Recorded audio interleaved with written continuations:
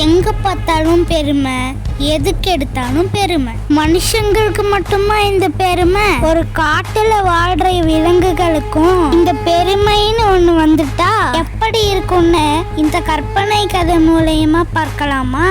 பெருமைக்கு பாடம், ஒரு அழகான சிறுகதை. அனைவருக்கும் வணக்கம். நான் உங்கள் நிஷாந்த். இது நிஷாந்த் இன்வைட்ஸ். இது வரைக்கும் நம்ம சேனலை சப்ஸ்கிரைப் பண்ணாம பார்த்துட்டு இருந்தீங்கன்னா மறக்காம சப்ஸ்கிரைப் பண்ணிருங்க. பெருமைக்கு பாடம் சிறுகதை. ஒரு அடர்ந்த காட்டில் ஒரு சிறு குரங்கு வசித்து வந்தது. அந்த குரங்கு எப்போதுமே குறும்புத்தனமாக இருக்கும். ஒரு நாள் அந்த காட்டில் பெரிய ஒரு யானை வந்தது. யானையை பார்த்த அந்த குரங்கு பயந்து ஓடியது. அந்த யானை அந்த குரங்கை விடாமல் துரத்தியது. குரங்கு ஒரு மரத்தில் ஏறி தப்பித்து கொண்டது. மரத்தில் ஏறி கீழே பார்த்த குரங்கு யானையை பார்த்து சிரித்தது.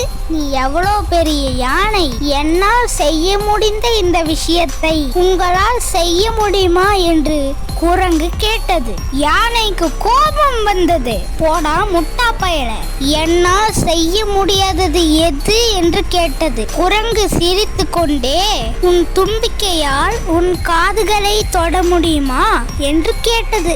யானை உடனே முயற்சி செய்து பார்த்தது. ஆனால் அதோட தும்பிக்கையால் அதன் காதுகளை தொட முடியவே இல்லை. பார்த்தாயா, என்னால் செய்ய முடிந்ததை உன்னால் செய்ய முடியவில்லை என்று குரங்கு கிண்டல் செய்தது. இது யானைக்கு ரொம்ப வருத்தமாக இருந்தது. தன்னால் எல்லா விஷயங்களையும் செய்ய முடியாது என்பதை அப்போதுதான் உணர்ந்தது. அந்த நேரத்தில் அந்த வழியாக ஒரு முயல் ஓடி வந்தது. யானை தும்பிக்கையால் அந்த முயலை பிடித்தது. இப்போது அந்த யானை குரங்கை பார்த்து, எங்க நான் செய்யறத உன்னால செய்ய முடியுமா என்று யானை குரங்கிடம் கேட்டது. இதை பார்த்த குரங்கு அப்படியே ஷாக் ஆயிருச்சு. ஐயோ, என்னால முடியாதே என்று சொன்னது. பார்த்தாயா, என்னால் செய்ய முடிந்ததை உன்னால் செய்ய முடியவில்லை என்று அந்த யானை சொன்னது.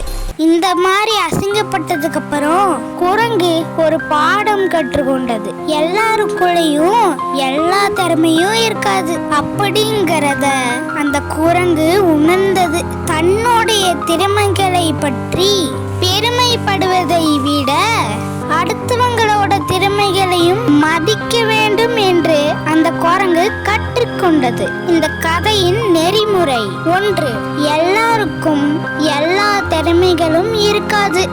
2. நம்மோட திறமையை பற்றி நாமே பெருமைப்படுவதை விட கொஞ்சம் அடுத்தவங்களோட திறமைகளையும் மதிக்க வேண்டும். கடைசியா, உண்மை எப்போதும் வெளிப்படும். என்ன ஃப்ரெண்ட்ஸ், உங்களுக்கு இந்த சிறுகதை பிடிச்சிருக்கா? இந்த சிறுகதை உங்களுக்கு பிடிச்சிருந்தா ஒரு லைக் பண்ணுங்க. உங்க ஃப்ரெண்ட்ஸ் அண்ட் ஃபேமிலிக்கு இதை ஷேர் பண்ணுங்க. மறக்காம நம்ம சேனலை சப்ஸ்கிரைப் பண்ணி நம்ம நிஷாந்த் இன்வைட்ஸ்க்கு உங்களோட சப்போர்ட்டை கொடுங்க. மீண்டும் அடுத்த பதிவில் உங்களை சந்திக்கிற வரைக்கும் உங்களிடமிருந்து விடை பெறுவது உங்கள் நிஷாந்த். நன்றி, வணக்கம்.